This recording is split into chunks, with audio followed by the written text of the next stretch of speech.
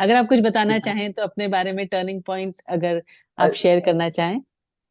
अगर आपके पास समय हो तो, नहीं तो और टर्निंग पॉइंट तो क्या बताएं अपन। टर्निंग तो तब होती है जब जीवन में रत्नत्रय का प्रवेश होता है, मोक्ष मार्ग का प्रणयन होता है।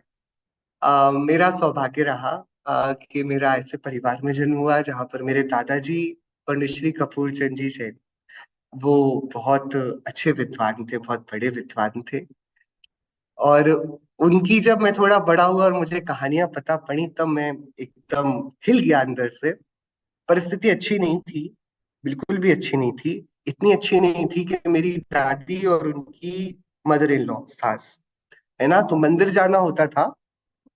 तो पहले ऐसा कई घरों में होता था। तो मंदिर जाने की अच्छी साड़ी एक होती थी। तो पहले सासू माँ वो साड़ी पहन के जाती थी, फिर वो वापस आती थी, फिर वो पहन के, मतलब इस सीमा तक परिस्थिति होती थी। और फिर दादाजी को व्यापार धीरे धीरे उन्होंने बढ़ाया, बनाया, और उनको कहीं से आत्मधर्म हाथ लगा। हाँ, और उसमें उन्होंने, क्योंकि दादाजी के पिताजी बहुत भोले थे, तो दो लोग जाते थे सुबह सुबह 4-5 बजे उठकर मंदिर।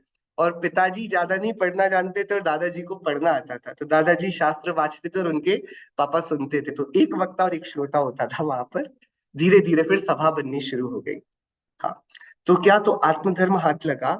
तो अब देखिए, परिवार बड़ा, अकेली पिताजी की अल्प आयु में मृत्यु हो गई दादाजी के।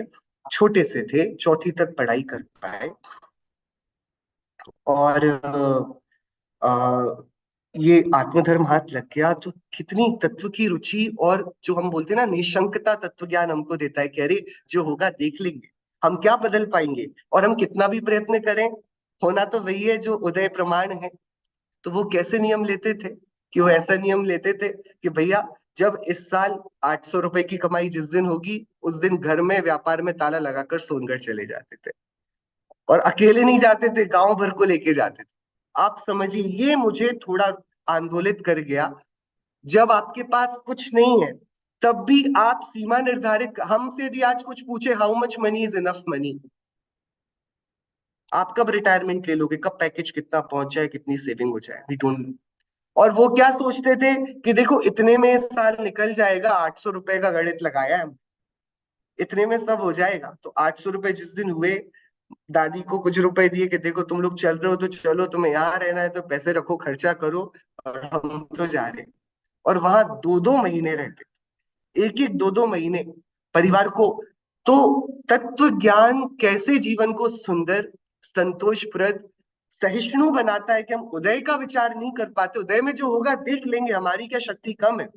लेकिन इस भव की चिंता में हम भव भव का कैसे मूल चुका दें, इस भव के लिए ज्यादा चिंतित ना होकर भव का अभाव कैसे हो, वो विद्या सीख लेने जैसी है। क्योंकि बाकी सारे प्रश्न तो प्रोबेबिलिस्टिक है, कि मैं बूढ़ा होऊंगा नहीं होऊंगा, मेरा रिटायरमेंट हो पाएगा नहीं हो पाएगा, मेरा व्यापार सफल होगा नहीं होगा, ये तो प्रोबेबिलिस्टिक है।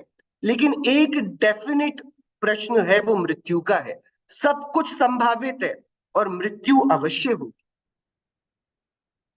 तो मैं रिटायरमेंट की प्लानिंग के लिए तो बहुत सोचूं और मृत्यु का विचार ना करूं, तो ये पागलपन है। जो संभावित है, जरूरी हम सब बूढ़े होंगे नहीं, वो तो संभावना है। लेकिन क्या क्या हो सकता है, ये अवश्य होगा कि हम मरेंगे। तो क्या मरने का हमने प्रावधान किया है क्या? ये मूलाचार ग्रंथ की गाथा है स्वामी भट्टिकेर देव की। धीरेण विमरिदव्वम्, निधीरेण वि अवस्मरिदव्वम्, जम दोहम पिमरिदव्वम्, वरम ही धीरेण विमरिदव्वम्।